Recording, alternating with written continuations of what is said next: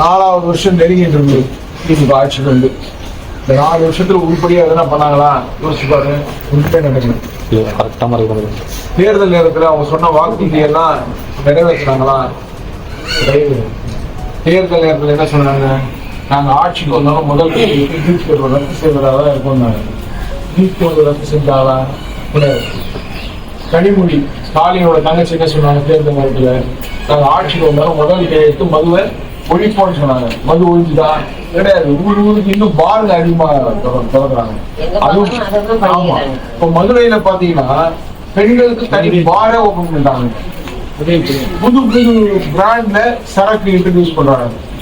நம்ம பிள்ளைகளெல்லாம் ஸ்கூல் அனுப்பிடுவோம், காலேஜ்ல அனுப்பிடுவோம், அவங்க பயமா இருக்கு. ஏன்னா ஸ்கூல் வாசல்லே கஞ்சா வைக்கலாம்.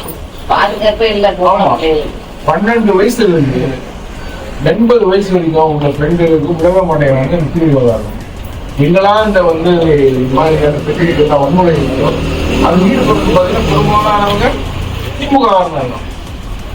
அதனால ஸ்டாலினால நடவடிக்கை எடுக்க முடியல. ஸ்டாலினுக்கு நாட்டு மக்கள் என்ன மாதிரியான கொடுமைகளை அனுபவிச்சுருக்காங்க, அவன் கட்சிக்காரன் என்ன கொடுமைகளை செஞ்சுட்டு இருக்காங்க விவரமே அவருக்கு தெரியல.